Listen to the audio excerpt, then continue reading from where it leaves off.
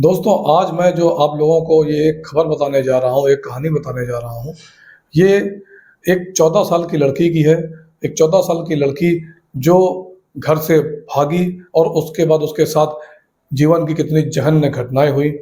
एक-एक करके सारी विस्तार से पूरी कहानी को हम लोग जानेंगे और इसमें जो-जो दोषी हुए, कौन किसने क्या-क्या किया, सारी जानकारी आपको इस एक वीडियो में पूरी की पूरी जानकारी मिलेगी, ताकि आप सचेत रहें और सतर्क रहें और आपको या आपके किसी परिवार को कभी इस तरह की समस्या का सामना ना करना पड़े। आइए शुरू करते हैं। ये मुंबई का एक हॉस्पिटल है, जहाँ पर लगभग 14 साल की एक लड़की एडमिट है। उस लड़की के इलाज के लिए लेडी डॉक्टर को पूछताछ के लिए भी लेडी डॉक्टर और सफाई करने अगर कोई जाएगा तो वो भी लेडीज डिपार्टमेंट से ही जाएगा। यानी कि उस कमरे में अगर एंट्री होगी तो केवल वो लड़की की होगी, महिला की होगी। पुरुष नाम का कोई व्यक्ति और ना पुरुष उसकी इस लड़की के कमरे में कोई एंट्री नहीं होगी। दरअसल इस लड़की को पुरुष नाम से इतना भयभीत हो गई थी, इतनी डरी हुई थी कि पुरुष नाम से या किसी पुरुष के सामने आने से उस लड़की की सांसें जोर-जोर से चलने लगती हैं और ऐसा लगता है जैसे वो मर जाएगी।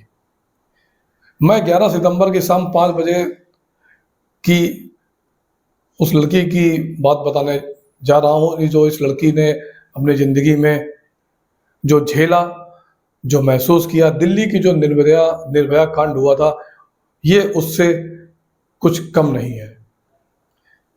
अगर ज़्यादा कहें तो ये बहुत ही ज़्यादा जघन्य एक अपराध इस लड़की के साथ हुआ है।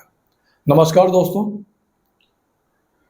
ये जो घटना है ये महाराष्ट्र के पुणे शहर की है। दरअसल यहाँ का एक थाना है बनवाड़ी और इसी थाने क्षेत्र में रहने वाली एक लड़की जिसकी उम्र 14 साल की है। उसके माता और पिता जो कि नर्सरी में नौकरी करते हैं, काम करते हैं, पेड़-पौधों की रखवाली करना और उनका ध्यान रखना, यही उनका काम है। 31 अगस्त की रात 10 बजे के आसपास की वारदात है। ये लड़की अपने दोस्त से मिलने के लिए पुणे स्टेशन पर पहुंचती है और वहां जाकर लड़के का इंतजार कर रही थी। रात के 10 बज चुके थे मगर दोस्त नहीं आया, जिसे लेकर वो बहुत परेशान होने लगी और अचानक उस लड़की पर एक ऑटो वाले की नज़र पड़ती है और जैसे ही ऑटो वाले की नज़र लड़की पर पड़ती है, ऑटो वाला उससे पूछता है कि तुम रो क्यों रही हो? परेशान क्यों हो? क्या मैं तुम्हारी कोई मदद कर सकता हूँ? तो उस लड़की को एक सहारे की ज़रूरत थी।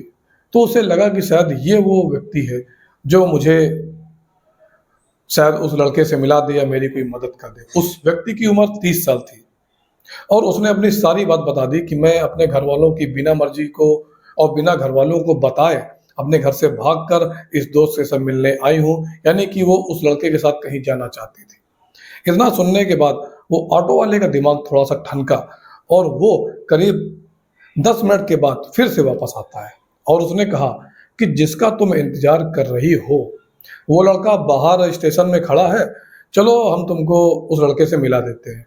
तो लड़की ने पूछा कि तो उसको आप अंदर ही ले आइए, वो अंदर क्यों नहीं आ रहा है? तो लड़की बोली कि नहीं वो थोड़ा-सा वो ऑटो वाला बोला कि नहीं वो लड़का थोड़ा-सा परेशान है और तुमसे शर्मिंदा है क्योंकि वो लेट आया और आ नहीं पाया, इस वजह से वो अंदर नहीं आ रहा है। तो लड़की को थोड़ी प्यास लगी थी। तो लड़की ने बोला कि मुझे थोड़ी-सी प्यास लगी है, मुझे थोड़ा-सा पानी पिला दीजिए। तो ल ये ऑटो वाला जाता है और एक पानी की बोतल लेकर आता है। जैसे ही इस पानी की बोतल को लड़की पीती है और थोड़ी दूर जब आगे चलती है, तो जैसे ही ऑटो पर पहुँचने वाली होती है, वैसे ही उसको चक्कर आने लगता है और जैसे ही वो गिरने वाली होती है, वो लड़की तो उसको ऑटो वाला ऑटो में बैठा लेता है और एक जंगल की तरफ ले जाता है और जंगल की तरफ जब ले जाता है तो नशे की हालत में जैसे कि उस पानी की बोतल में कुछ मिलाया गया हो। इसके बाद जब 2-3 घंटे तक ऑटो चलाता रहता है तो एक लॉज में पहुँचता है, एक छोटा-सा होटल होता है, उस होटल में ले जाकर वहीं पर कुछ लड़के पहले से इंतज़ार कर रहे होते हैं और जैसे ही लड़की कमरे में जाती है 31 अगस्त रात 10 बजे उस होटल में जाने के बाद लड़की को अंदर कमरे में बंद कर दिया जाता है और उसके पूरे कपड़े उतार दिए जाते हैं, यानी कि उसके बदन पर एक भी कपड़ा नहीं रहता है। अब वह लड़की जो शर्मा रही थी, परेशान थी, क्योंकि उसके खाने में कुछ नशीला पदार्थ मिलाया गया था, जिस वजह से उसको होश धीरे-धीरे आता था, धीरे-धीरे जाता था। और वो लड़के बारी-बारी से 12 लड़के थे, बारी-बारी से उसका बलात्कार करते हैं और ये काम रात भर चलता रहता है। लगातार लड़के आते रहते हैं और ये काम 12 लड़के उसका रेप करते हैं और ये ऑटो वाला भी उसका रेप करता है। लगभग 24 घंटे तक ये कहानी चलती रहती है, बलात्कार पे बलात्कार उस लड़की का होता रहता है। वह भूख और प्यास से तड़पती रहती है और कई बार वो ये भी बोलती है कि मुझे कुछ खाने को दे दो, मुझे कुछ पीने को दे दो, मुझे बहुत ज़ोर से प्यास लगी है, भूख लगी है, मगर उसकी कोई गुहार नहीं सुनता है, उसकी कोई पुकार नहीं सुनता है। उसकी चीख उस कमरे के बाहर जाती तो है, लेकिन होटल का मालिक या उसके आस-पास के लोग उस आवाज़ को क्यों नहीं सुन पा रहे थे, ये बताया नहीं जा सकता।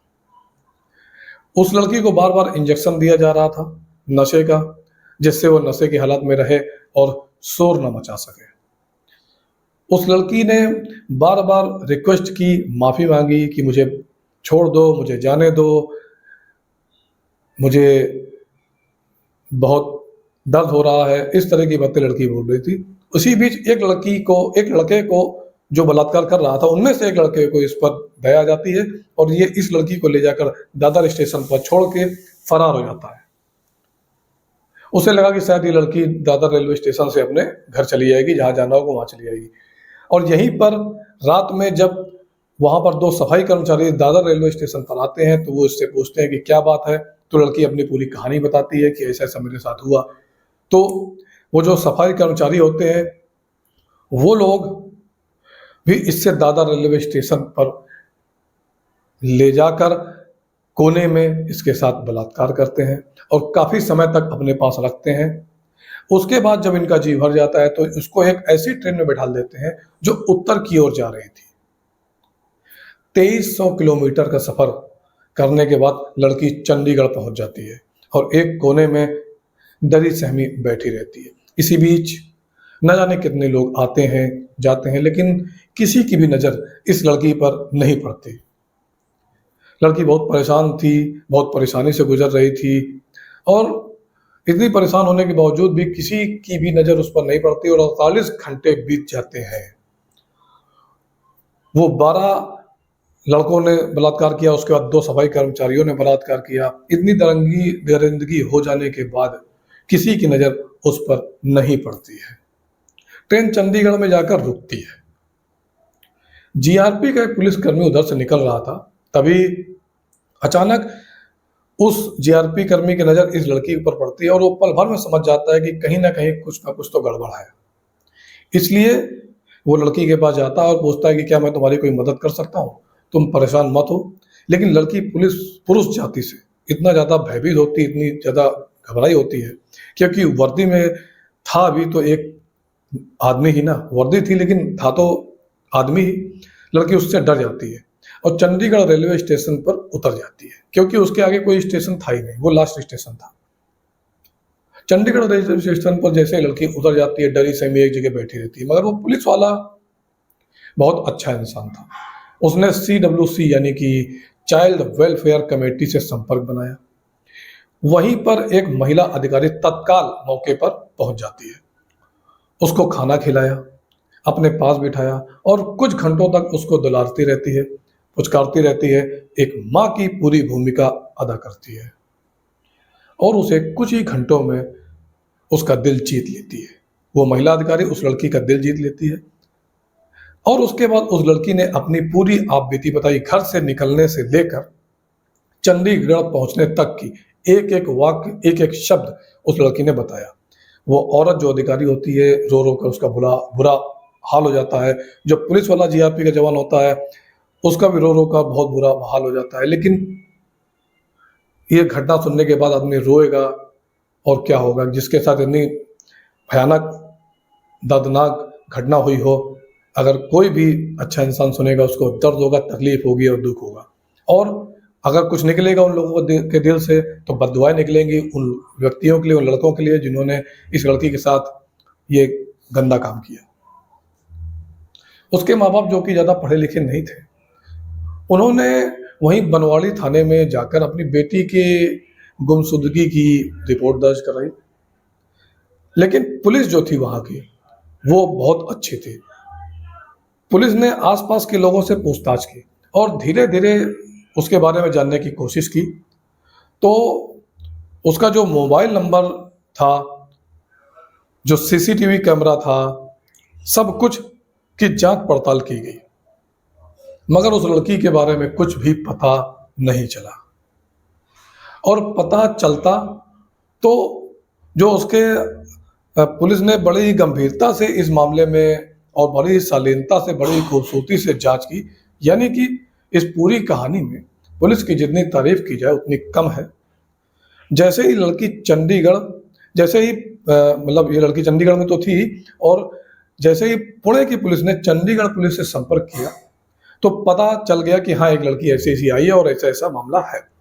तो उसको तुरंत हवाई जहाज से चंडीगढ़ से मुंबई लाया गया, उसको हॉस्पिटल में एडमिट करवाया गया।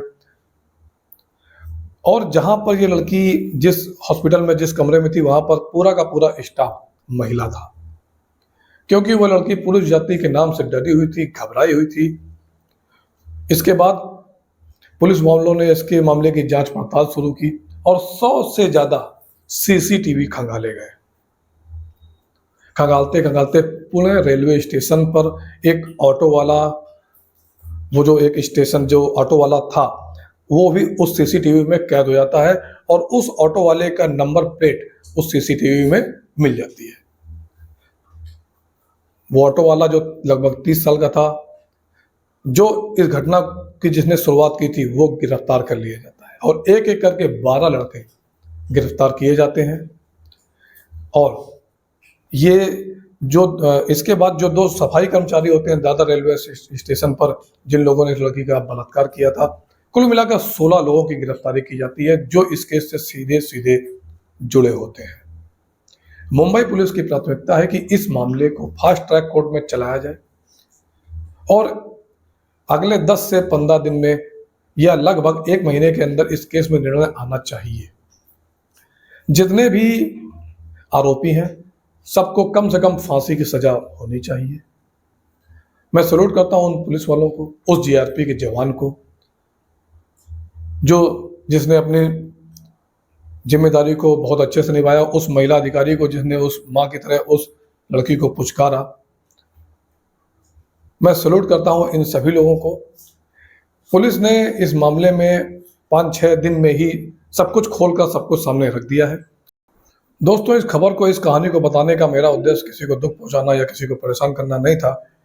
मैं आपको सचेत करना चाहता था, जागरूक करना चाहता था कि आप लोगों के आसपास अगर ऐसी कोई घटना होती है तो आप लोग सावधान रहें और सचेत रहें और जागरूक रहें, क्योंकि इस तरह की घटनाएं कभी भी हो जाती हैं तो हम लोगों का जो परिवार है सारा सुखी रहे, अच्छे से रहे।